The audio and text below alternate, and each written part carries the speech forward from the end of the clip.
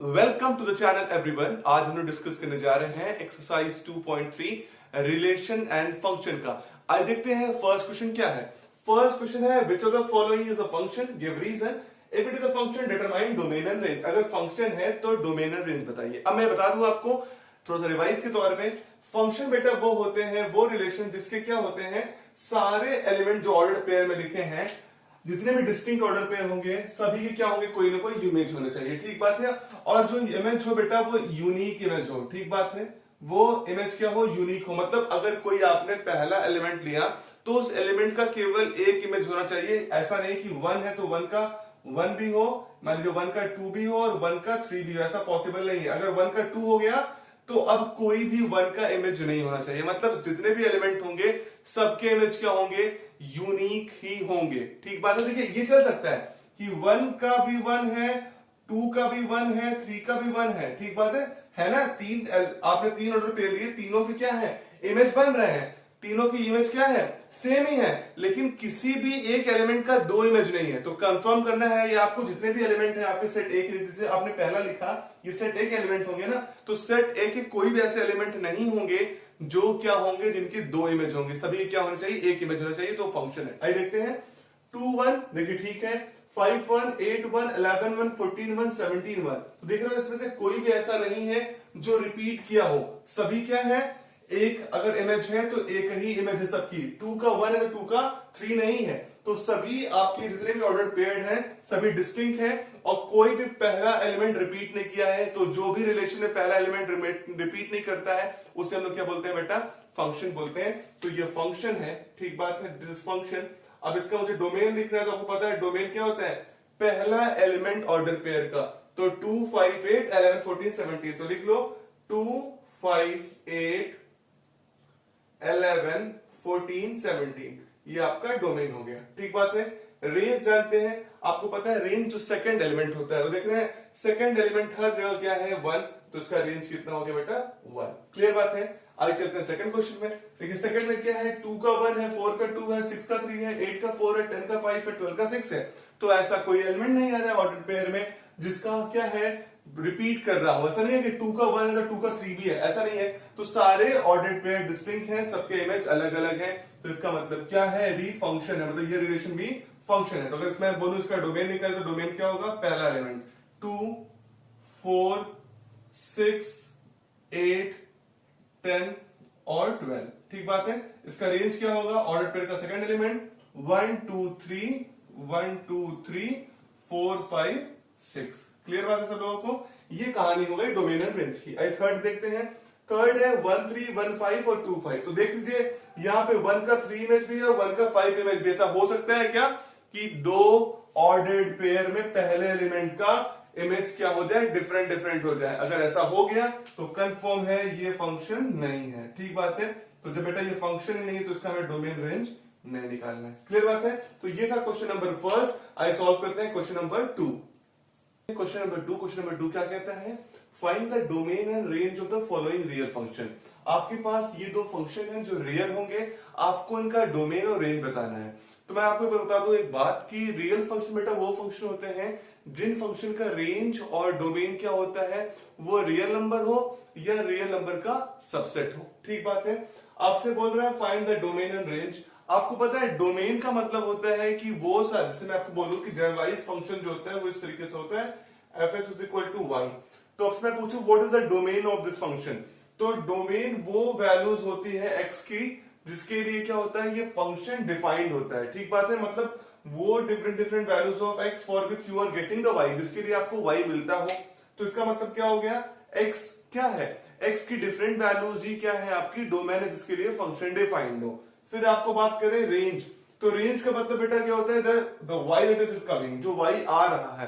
तो different x के लिए जो y डिफरेंट डिफरेंट आ रहा है, कि डिफरेंट y कितने आ सकते हैं, मतलब कितना रिजल्ट आ सकता है, वो क्या होगा, आपका रेंज होगा। तो आई लगाते हैं पहला क्वेश्चन। तो पहला क्वेश्चन क्या है आपका, the first question is f(x = minus का मॉड x)। f(x = माइनस का मॉड x। बहुत ध्यानपूर्वक समझिए। अब देखिए आपसे पूछ रहा है ये फंक्शन का डोमेन क्या होगा, और मैंने अभी तुरंत आप लोगों को बताया कि domain is what, the domain is the set of all those element of the x which is what for which the function is defined, मतलब x की क्या वैल्यू रखो, क्या क्या रख सकते हो जिसके लिए फंक्शन डिफाइंड हो। मैंने बोला ये फंक्शन रियल फंक्शन है, मतलब इनके डोमेन क्या होंगे, रियल नंबर होंगे या सबसेट ऑफ रियल नंबर हो सकते हैं। अब देखो अगर तुम देखोगे तुम्हें x की वैल्यू क्या रखो, अगर तुम 1 रखोगे तभी तुम्हें रिजल्ट मिलेगा, -1 रखोगे तभी रिजल्ट मिलेगा। तो अगर एक बात देखो, इस फंक्शन में तुम x की कोई भी वैल्यू रखोगे तुम्हें हर में कुछ ना कुछ मिलेगा। ठीक बात है, मैं क्या बोल रहा हूं, इस x में तुम कुछ भी वैल्यूज को रखोगे बेटा तुम्हें हर जगह क्या मिलने वाला है, कुछ ना कुछ रिजल्ट मिलने वाला है। तो इसका मतलब ये क्या है, ये फंक्शन क्या है, डिफाइंड फंक्शन है। तो हर वैल्यू के लिए x के लिए मतलब इसका डोमेन क्या हो जाएगा, आपका रियल नंबर हो जाएगा। ठीक बात है, क्या हो जाएगा आपका रियल नंबर। इसको समझिए आप कि अगर आपने बेटा 2 रखा तो आपको आंसर में कितना मिल जाएगा, मॉडुलस का 2 है -2, तो ये मिल जाएगा आपको आंसर 2। दूसरा अगर आपने -2 अंदर रखा तभी आपको कितना मिल जाएगा आंसर -2। ये देखो जो मॉडुलस फंक्शन होता है वो हमेशा पॉजिटिव रिटर्न करता है, तो माइनस तो ऐसे ही रहेगा, लेकिन -2 जब रिटर्न होगा तब भी क्या रिटर्न होगा 2, तो तभी आंसर कितना आ जाएगा -2। ठीक बात है, तो आपको हर रियल नंबर, जितने भी रियल नंबर इस एक्स पे रखोगे तुम्हें हर के वैल्यू का कुछ ना कुछ रिजल्ट मिलेगा, मतलब सभी के लिए फंक्शन डिफाइंड, चाहे 2.1 रखो चाहे 5.7 रखो। क्लियर बात है। आइए समझते हैं इस फंक्शन का रेंज क्या होगा। अब बताऊं आपको रेंज क्या होता है किसी भी फंक्शन का बेटा। रेंज वो डिफरेंट डिफरेंट वैल्यूज होती हैं जो वैल्यूज मिल सकती हैं किसी फंक्शन के रिजल्ट के रूप में। अब देखो जैसे यहां पे मैं बोलूं तुमसे, मैं क्या बोल रहा हूं, रेंज क्या क्या हो सकता है बेटा, range are those value of the function that you are returning after putting the value of x. आप किसी वैल्यू में जो डोमेन रखते हो, डोमेन रखने के बाद जो वैल्यू रिटर्न आती है उसे हम रेंज बोलते हैं। तो यहाँ पे देखो मॉडुलस फंक्शन है और साथ साथ बाहर लगा है माइनस का, तो आप इसे देखो जो मॉडुलस फंक्शन है वो हमेशा पॉजिटिव रिटर्न करता है, हर वक्त पॉजिटिव रिटर्न करता है, और बाहर है निगेटिव और बाहर है निगेटिव। तो निगेटिव अगर बाहर है और ये मॉडुलस फंक्शन पॉजिटिव रिटर्न करेगा तो होल क्या रिटर्न करने वाला है, निगेटिव। समझो इस बात को, जैसे मैंने यहां बताया था अगर आपने 3 रखा तो आपका आंसर क्या है, अगर आपने 3 रखा एक्स की वैल्यू तभी क्या होगा, मॉडुलस का 3 आएगा, तो आंसर हो जाएगा +3 रिटर्न 3 और बाहर माइनस तो -3। और अगर आप लोगों ने माइनस का 3 रखा तो देखो ये माइनस ऐसे ही रहने वाला है, और -3 जो मॉडुलस से जब बाहर निकलेगा तो रिटर्न क्या करेगा 3, तो तभी आंसर कितना आएगा -3। तो एक बात देखो, तुम x की कोई भी वैल्यू रखोगे तुम्हें हर वैल्यू के लिए जो रिजल्ट मिलने वाला है, जो y मिलने वाला है, जो बाद में उसे y बोलते हैं, वो निगेटिव मिलने वाला है। और अगर मैं तुमसे बोलूं तुम 0 रख दोगे तो तुम्हें केवल 0 तभी मिलेगा। अब देख रहे हो सिर्फ 0 जो होगा सबसे बड़ी वैल्यू होगी, मैक्सिमम वैल्यू होगी, बाकी तुम कुछ भी रखोगे, 11 रख दो तो क्या मिलेगा तुम्हें, बाहर -11 है तो -11 आ जाएगा, -11 रखोगे तभी कितना आ जाएगा, -11 आएगा, क्योंकि मॉडुलस में रिटर्न पॉजिटिव करेगा और बाहर -1 लगा है, माइनस लगा है, तो -11 आएगा। तो अगर मैं कहूं इसका जो रेंज होगा वो कहां से कहां होगा, हमेशा 0 से, देखो 0 मैक्सिमम वैल्यू है और कहां जाएगा, निगेटिव निगेटिव होगा, कौन सा निगेटिव आ सकता है, -∞, तो ये -∞ हो जाएगा, और यहां पे क्या लिख दोगे तुम 0। अब देखो मैंने ये कौन सा इंटरवल लगाया, मैंने ये इंटरवल लगाया क्लोज इंटरवल। क्लोज इंटरवल क्यों लगाया, क्लोज इंटरवल का मतलब होता है कि ये जो वैल्यू लिखी है इस वैल्यू को भी हम लोग इंक्लूड कर सकते हैं। क्लियर बात है, तो उसका डोमेन हो गया रियल नंबर और रेंज क्या हो गया, -∞ टू 0। ठीक बात है, इसको मैं एक तरीके से और लिख सकता हूं, अगर मैं आपसे कहूं कि इसका एक तरीका क्या हो सकता है, ये कि अगर मुझे इस फंक्शन को दिखाना है तो समझो इस बात को, अगर आपका ये जो फंक्शन है f(x) है, ठीक बात है, अगर इसका फंक्शन है x, तो मॉड x जो अगर मैं आपसे बोलूं कि मॉड x जो है वो हमेशा क्या ग्रेटर देन 0 होगा, बोलो भाई, अगर मॉड x जो है वो हमेशा पॉजिटिव रिटर्न करता है तो क्या मॉड x की वैल्यू हमेशा ग्रेटर देन 0 होगी या इक्वल टू भी 0 हो सकती है, पॉजिटिव रिटर्न करेगा तो 0 के बराबर भी हो सकती है। और अगर मैं आपसे कहूं यहाँ पे माइनस का मॉड x लिख दो तो ये क्या होगा, सिंबल चेंज हो जाएगा। देखो जब भी आप माइनस से मल्टीप्लाई करते हो किसी भी इक्वेशन में तो पूरा का पूरा जो ग्रेटर देन इक्वल है वो लेस देन और इक्वल हो जाएगा। अब देखो ये माइनस मॉड x की वैल्यू क्या है, f(x) है, तो देखो ये क्या बन गया, f(x) क्या हो गया, लेस देन और इक्वल टू 0 हो गया। तो ये भी कह रहा है f(x) क्या बोल रहा है, लेस देन और इक्वल टू 0, मतलब लेस देन और इक्वल समझते हो कहां से होगा, -∞ से 0। ठीक बात है, तो तब भी क्या रेंज होगा कितना आपका, -∞ टू 0। तो बेटा ये था फर्स्ट पार्ट, आई सॉल्व करते हैं second part. The second part is what, √9 - x²। ये बहुत इंपॉर्टेंट सवाल है, जब भी आप एग्जाम में पेपर देखोगे 11th में तो ये क्वेश्चन आपको 100% दिखने वाला है, गारंटीड है। तो क्वेश्चन है बेटा f(x) = √9 - x²। अब आपको बताना है ये फंक्शन रियल हो, तो आपको मैंने बताया है, आप जानते होंगे, तो रियल नंबर्स वो नंबर्स होते हैं जिनका स्क्वायर रूट क्या हो, हमेशा पॉजिटिव हो। मतलब अगर स्क्वायर के अंदर जो वैल्यूज है अगर वो पॉजिटिव है तभी ये रियल रहेगी। अगर जैसे ही स्क्वायर रूट के अंदर नेगेटिव वैल्यू आ जाएगी, रियल नहीं होगी, इमेजिनरी बन जाएगी। ठीक बात है। और इमेजिनरी आपको अगले आने वाले चैप्टर से पढ़ने हैं कॉम्प्लेक्स नंबर में। तो अगर मैं आपसे कहूं कि अगर आपको ये फंक्शन को रियल करना है बेटा, तो कंपलसरी है कि आपके अंदर रूट के अंदर जो वैल्यूज हो क्या हो, पॉजिटिव हो। अगर रूट के अंदर वैल्यू नेगेटिव हो जाएगी तो ये रियल नंबर नहीं रहेगा। तो अगर मैं आपसे कहूं कि अगर ये पॉजिटिव रहना चाहिए तो 9 माइनस एक्स स्क्वायर की वैल्यू क्या होनी चाहिए, हमेशा पॉजिटिव। अगर 9 माइनस एक्स स्क्वायर की वैल्यू पॉजिटिव होगी या जीरो होगी, अगर जीरो भी होगी तब भी क्या है, ये रियल ही होने वाला है। लेकिन अगर ये 9 माइनस एक्स स्क्वायर की वैल्यू नेगेटिव हो जाएगी तो कहानी क्या हो जाएगी, खत्म हो जाएगी। क्लियर बात है।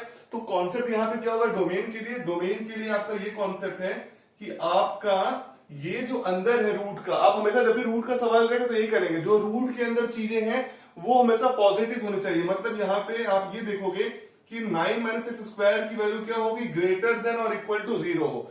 9 माइनस एक्स स्क्वायर की वैल्यू जो रूट के अंदर है उसकी वैल्यू ग्रेटर हो या बराबर हो 0 के, चलेगा। ठीक बात है। अब देखो ये माइनस एक्स स्क्वायर है, उस 9 को उधर ले जाओगे तो क्या हो जाएगा आपका माइनस का 9।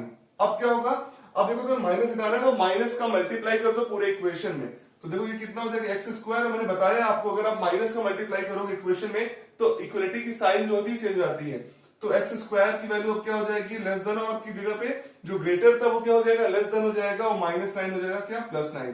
अगर आपसे बोलो इसको सॉल्व करना है तो बेसिकली ऐसे सॉल्व करते हैं, x square is equal to कितना 9, तो बोलते sir x is equal to plus minus 3, तो यहाँ पे ग्रेटर है, तो जब तुम इसको सॉल्व करोगे तुम्हारा सिंबल कैसे बन जाएगा, एक बार ये एक बार ये, जो माइनस के लिए आएगा तो -3 और जब पॉजिटिव के लिए +3, तो तुम्हारा जो x का वैल्यू कितना हो जाएगा कि -3 से +3 के बीच में, मतलब x की वैल्यू ग्रेटर देन और इक्वल टू -3 और लेस देन और इक्वल टू 3। तो अब देखो x की वैल्यू अगर -3 से +3 के बीच में है, तो अगर तुम यहाँ पे x की वैल्यू -3 से +3 के बीच में रखोगे तो ये फंक्शन रियल रहेगा, अदरवाइज ये फंक्शन रियल नहीं रहेगा। तो मैं आपसे कहूं इस फंक्शन का डोमेन क्या हो जाएगा, आपका इस फंक्शन का डोमेन हो जाएगा -3 टू +3। कितना हो जाएगा डोमेन आपका, -3 से +3, क्योंकि आपको इसी जगह से -3 से +3 इन द क्लोज इंटरवल की मतलब क्या है, -3 भी इंक्लूडेड है और +3 भी इंक्लूडेड है। ये इसके बीच में आप कोई भी x की वैल्यू रखोगे तो फंक्शन क्या रहेगा, डिफाइंड रहेगा। अगर जब भी जिस वैल्यू के लिए फंक्शन डिफाइंड होता है उससे हम लोग क्या बोलते हैं, डोमेन बोलते हैं। आइए समझते हैं रेंज का कॉन्सेप्ट। देखिए रेंज का कॉन्सेप्ट एक आप बात समझ जाओगे, इस क्वेश्चन में थोड़ा सा देखने में आपको जरूरी होता है कि आप रेंज निकाल कैसे रहे हो। रेंज का मतलब है कि क्या क्या रिजल्ट आ सकता है। अब देखो हमारे पास फंक्शन क्या है, f(x) is equal to √9 minus x square है तुम्हारा। अब देखो तुम्हारा क्या क्या रिजल्ट आ सकता है, अगर तुम -3 रखो चाहे +3, क्योंकि एक्स स्क्वायर क्या एक पॉजिटिव फंक्शन है, जो भी रिजल्ट दोगे पॉजिटिव आएगा। तो अगर मैं तुमसे बोलूं f3 चेक कर लो या f-3 चेक कर लो, तुम्हें कितना आंसर मिलने वाला है। देखो 9 माइनस, अगर मैं इसको ऐसे लिखूं 9 और f3 का स्क्वायर 9, तो कितना आंसर आ जाएगा 0। मतलब f3 पे तुम्हें कितना मिल जाएगा, 0 मिल जाएगा। अब देखो तुम 3 से अगर चलोगे 2 की तरफ, 1 की तरफ, तो तुम्हारी बार बार जो वैल्यूज होंगी वो कम होती जा रही है, देख रहे हो कि नहीं। अगर तुम कम तो बढ़ती जाएगी। देखो अगर मैं तुमसे कहूं f1 रख लो या f-1 रख लो, तो तुम्हारा आंसर कितना आएगा, देखो 9 माइनस 1 का स्क्वायर या -1 का स्क्वायर 1, तो √8, तो √8 लगभग थोड़ी ज्यादा वैल्यू आएगी। और अगर मैं आपसे कहूं अगर आप f0 पे चेक कर लो, f0 पे चेक करोगे तो 9 माइनस 0 कितना हो जाएगा, 3। तो देख रहे हो आपका जो मैक्सिमम वैल्यू आएगा वो 3 आएगा और जो मिनिमम वैल्यू आएगा वो 0 आएगा। तो आप देख रहे हो क्योंकि आपका आखिरी लिमिट क्या है, 3 है और -3 है, और आखिरी इधर का लिमिट 0 है, तो 3 और 0 के बीच की वैल्यू कितनी है, 0 और 3। तो अगर आपसे कहूं इसका रेंज आपको निकला है, तो रेंज क्या लिख लो, डायरेक्टली लिख सकते हो 0 से 3। तो आपका ये जो फंक्शन का रेंज है वो कहां से कहां आ गया, 0 से लेकर 3, और आपका डोमेन कहां है, -3 से 3। एक बार फिर समझ लो रेंज कैसे आ रहा है। रेंज में बता रहा हूं क्या, जो डोमेन में वैल्यूज हैं आप उनको चेक करो, -3 से 3 है ना, तो इसके बीच में क्या आ सकता है, -1 भी आ सकता है, -2 भी आ सकता है, 0 भी आ सकता है, 1 भी आ सकता है, 2 भी आ सकता है। -3 और 3 के लिए सेम वैल्यू आएगी, -1 + 1 के लिए सेम वैल्यू आएगी, -2 और 2 के लिए भी सेम वैल्यू आएगी। क्लियर बात है।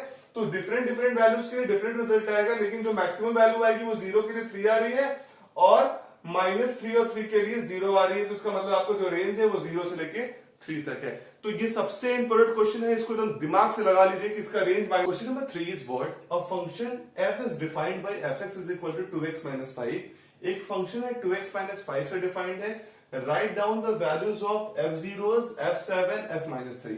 देखो f0 का मतलब क्या है, फंक्शन में आप क्या रखते हो, ऐसे रखते हो ना fx, fx is equal to y होता है, तो मतलब आपका जो फंक्शन है वो जो आपको वैल्यू रखना है वो x है।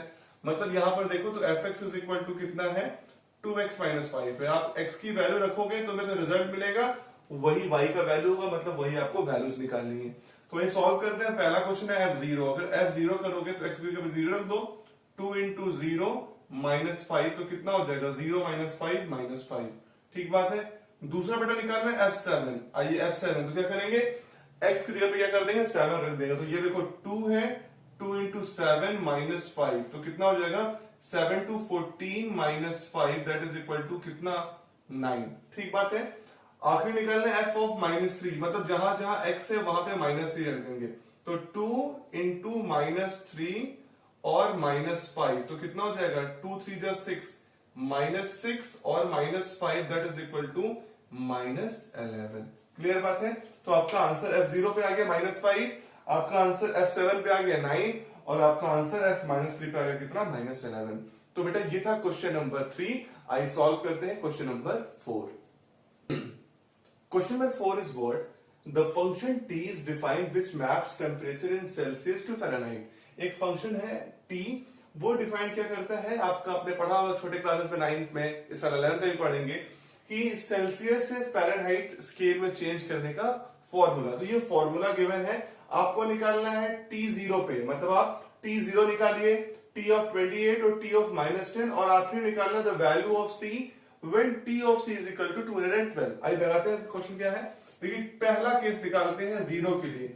अगर हम पहला केस t0 के लिए निकालेंगे तो देखो क्या होने वाला है, इसका मतलब जहां जहां आपने t0 है तो वहां पे c की जगह पे क्या रखना पड़ेगा, 0 रखना पड़ेगा। और रखें पहला केस, ये 9 है तो 9 इंटू 0 अपॉन 5 प्लस 32, तो आपका आंसर कितना आ गया बेटा, t0 का आंसर आपका आ गया, देखो 9 0 0 0.50 प्लस 32, तो कितना आ गया आपका 32। मतलब जो पहला केस था जहां पे आपने t0 निकाला वो हो गया 32।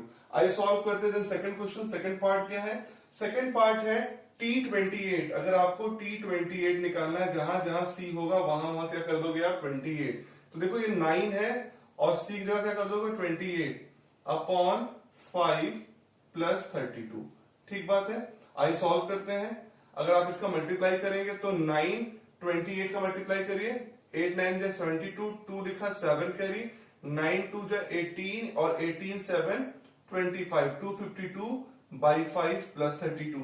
अब क्या करना पड़ेगा, हम लोगों को एलसीएम लेना पड़ेगा, तो ये हो गया 252 और 5 का जब आप एलसीएम लोगो तो मल्टीप्लाई यहां हो जाएगा, 5 2 जा 10 और 5 3 जा 15 1 16 160 अपॉन 5, इसको ऐड कर लीजिए कितना हो जाएगा 252, तो ये 2 हो गया बेटा, ये हो गया 6 5 11 1 कैरी 2 1 3 4, तो 412 बाई 5 आपका आंसर कितना आ जाएगा 412 बाई 5 का बेटा आएगा आपका आंसर 28 हो जाएगा। जो आपका टेम्परेचर सेल्सियस और जो आप फ़ारेनहाइट में चेंज कर रहे हो तो सेल्सियस 28 रहेगा, तो आपका आंसर फ़ारेनहाइट में कितना आ जाएगा 412 बाई 5। ठीक बात है। आई सॉल्व करते हैं बेटा इसका थर्ड पार्ट। थर्ड पार्ट क्या कहता है, आपको निकालना है when t is -10, तो t -10 मतलब अगर मैं इसको फिर से लिख देता हूं formula, t of c is equal to 9c upon 5 plus 32।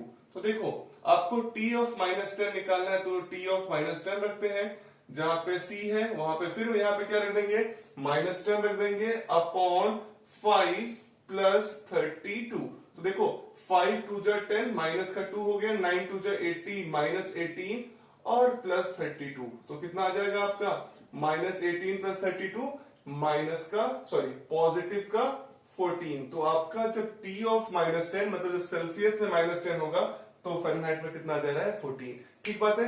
I solve करते हैं इसका last part, that is what calculate the value of c। Value of c निकालिए जब आपका क्या गिवन है बेटा, इस बाकी क्वेश्चंस को आप नोट कर लीजिएगा। जब आपका कितना है बेटा, आपका the value of c when TC is equal to 212। तो फॉर्मूले को देखिए, टीसी इज इक्वल टू लिखा है आपके पास 9c/5 प्लस 32। तो बोल रहा है जब टीसी 212 है, मतलब इसकी वैल्यू 212 है, तो आप c निकाल लो। तो 9c/5 प्लस 32, ठीक बात है। इस 32 को आप इस तरफ लाइए तो ये हो जाएगा 212 minus 32 is equal to 9c/5। इसको आगे सॉल्व करते हैं। अगर आप 212 में 32 हटाएंगे तो कितना आ जाएगा आपका, देखो 12 ये गया तो 200 180 180 इज इक्वल टू 9c/5। 9 से काट दो, 9 2 जा 18 20, तो c is equal to 50, 20 into 5 100। तो अगर आपका t ऑफ c 212 है, इसका मतलब सेल्सियस में कितना है, 100 है। ठीक बात है। तो ये था 4 पार्ट ऑफ 4th क्वेश्चन। चौथे 4 पार्ट थे क्वेश्चन 4 के। तो अगर आप को ये आंसर कितना आया, 100 डिग्री सेल्सियस। तो आइए सॉल्व करते हैं question number 5। The question number 5 is what, find the range of the following function. आपके पास बेटा यहाँ 3 क्वेश्चंस लिखे गए हैं, आपको तीनों का रेंज निकालना है। और आप लोगों को पता है कि रेंज क्या होता है, range are the different values of y, मतलब जो वैल्यू आ रही है x को रखने पे, मतलब डोमेन की वैल्यू को रखने पे x की जो वैल्यू आ रही है, जो फंक्शन की जो वैल्यू आ रही है, वो आपको क्या है, रेंज है। फिर से बोल दूं क्या, आई ट्राई कर लेते हैं। आई सॉल्व करते हैं क्वेश्चन नंबर 5। क्वेश्चन नंबर 5 क्या बेटा, find the range of the following function. आपके पास ये 3 क्वेश्चन गिवन है, इनका आपको रेंज निकालना है। ठीक बात है। आपको पता है रेंज क्या होती है, रेंज का मतलब होता है x की डिफरेंट वैल्यूज को रखिए, जो x की डिफरेंट वैल्यू रखने पे fx की वैल्यू मिलती है, वही क्या होता है, आपका रेंज होता है। तो आइए इसको मैं 2 मेथड से बताऊंगा कैसे रेंज निकालते हैं। एक जो मैं अपना मेथड बताऊंगा और आप एक मेथड जो ट्रेडिशनल मेथड हम लोग सब लोग जानते हैं उसको लगाएंगे। देखिए fx इज इक्वल टू आपका है 2 माइनस 3x। तो इसको अगर मैं ग्राफिकल मेथड जैसे में पढ़ाते थे क्लास 10 पे, लीनियर इक्वेशन वैसे बॉक्स बना दे और यहाँ पे बॉक्स लिख लें ऐसे करके। x का मतलब आप x रखोगे और y मतलब क्या होता है, fx, जो आपको रखने के बाद मिलेगा। मान लीजिए देखिए क्या बोल रहा है, ये x बिलोंग कर रहा है पहले क्वेश्चन में रियल नंबर में। ठीक बात है, रियल नंबर में सब में बिलोंग कर रहा है, ये x रियल नंबर में बिलोंग कर रहा है और x की वैल्यू ग्रेटर देन 0 है। मतलब x की वैल्यू 0 तो नहीं हो सकती है, 0 से बड़ी हो सकती है, 0.01, 0.001, 0.03 ये सब हो सकती है, लेकिन 0 नहीं हो सकती। तो आइए हम लोग मान लेते हैं कि हमारी वैल्यू जो है वो 0.01 है। अगर 0.01 है तो f निकाल लो 0.01, तो तुम्हें क्या मिलेगा, 2 इंटू 3 इंटू 0.01। अब यहां सॉल्व करो तो कितना जाएगा, 2 माइनस 3 का करोगे तो 0.03। अब देखो अगर 2 में से 0.03 घटाओ तो तुम्हें क्या मिलेगा, 1.97। तो देख रहे हो 1.97 मिल रहा है। अगर मैं कहूं तो अप्रोक्सीमेटली तुम 2 की तरफ जा रहे हो। ठीक बात है। और अगर कम करोगे 0.001 करोगे, 0.001 करोगे तो लगभग ये 1.99 हो जाएगा और करीब 2 के पहुंचेगा, लेकिन 2 कभी नहीं पहुंचने वाला है क्योंकि आप x की वैल्यू 0 नहीं ले सकते हो। अगर आप x की वैल्यू 1 ले लोगे तो तुम्हें क्या मिलेगा, देखो अगर f ऑफ 1 ले लोगे तो 2 माइनस 3 कितना आ जाएगा, 2 माइनस 3 का वैल्यू बताओ कितना आएगा, 2 माइनस 3 माइनस 1, तो ये कितना हो जाएगा, -1। आपका 1 रखने पे कितना मिल जाएगा आपका -1। अगर आप 2 रखोगे, क्योंकि x की वैल्यू ग्रेटर देन 0 लेना है पॉजिटिव वैल्यूज को, तो अगर 2 रख दोगे तो कितना जाएगा, 2 minus 3 into 2 that is equal to what, 2 minus 6 that is equal to -4।